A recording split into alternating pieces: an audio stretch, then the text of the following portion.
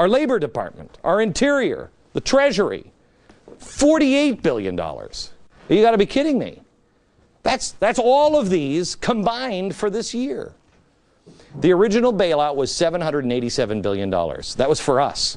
Then it was speculated to be maybe $1.5 trillion. Then it was $3 trillion. The speculation now, nobody knows. But they think our bailouts of us could be upwards of $20 trillion. They're just charging it. You don't even know. What are the final answers here? Where are we headed? What are we doing? Because now we're doing this globally. What happened after we gave the money to Greece? This one really bothers me. The market crashed. And now I get up this morning and I read that credit default swaps are at a high. Well, most people don't even know what a credit default swap is. That's when they take all of the credit and bundle it together, and then they bet. It's like going to Vegas. They bet. You think that's gonna last? You think they're going to be able to pay that off, or is it going to default?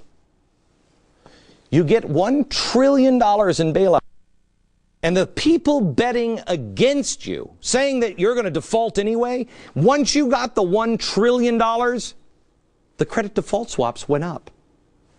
Why?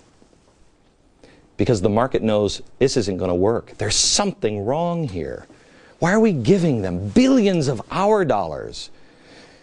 The answer, I believe, is globalization and mass redistribution of wealth. It is the progressive mentality. And they are taking money off of the top. That's all that's happening. They just keep taking money off of the top. This is a progressive plan that has happened for a long, long time. This is not about Obama. This has been going on for a long time. You got to know the history of progressivism. I want you to go to glennbeck.com right now. Go to glennbeck.com. I've made the Insider Extreme free. Check out the preview of progressivism and the cancer of America's cancer. We have documentaries and history lessons that you won't find anywhere else. I'm trying to correct history as fast as I can. We do it on our Insider Extreme, and I've made it open and free for you right now. Go to glennbeck.com and just snoop around and look and see if you learn anything there. Back in a minute.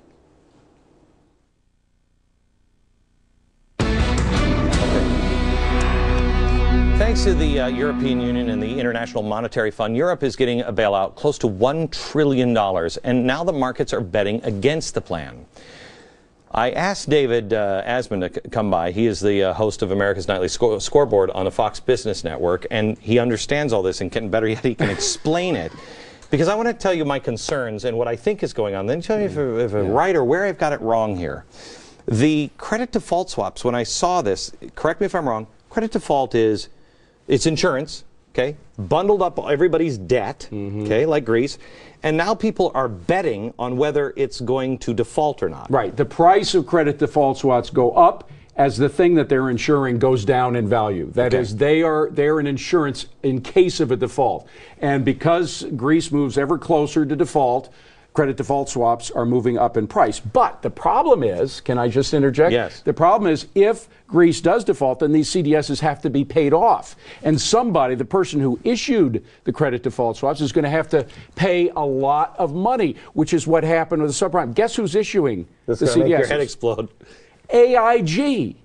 AIG, which we essentially nationalized because they couldn't pay off the credit default swaps on subprimes, are now, partly as a government entity, a U.S. government entity, issuing credit default swaps on Greece. So if Greece defaults, the U.S. government is going to be on the tab for even more than the $200 billion they are now for the credit default swaps on the subprimes. So how much is that going to add to this? Who knows? Who knows how much? The problem with credit default swap markets, they're very secret.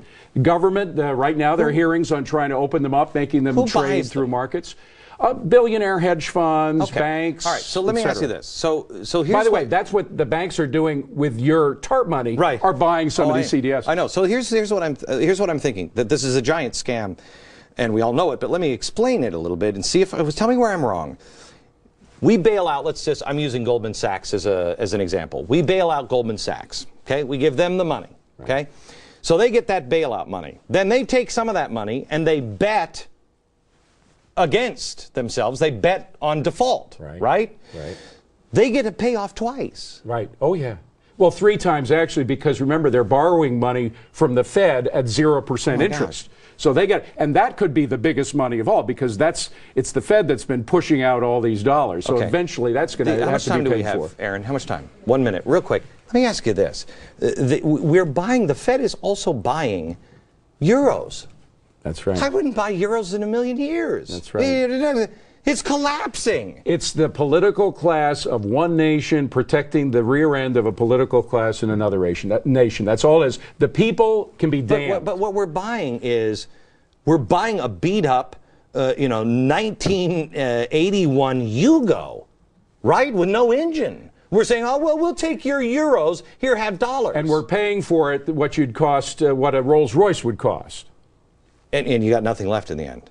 This doesn't sound like a good plan. We'll explain a little bit more on maybe what's happening here with David Asman next.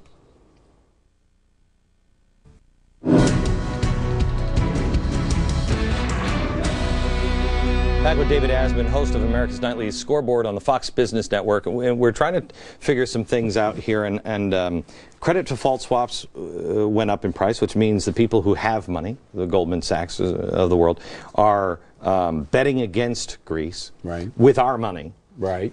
David, right. I feel like people keep throwing money onto the table, and then the stock market and everything else rises, and then the big players, the people who really know, the Goldmans, etc., they just take all that money off the table.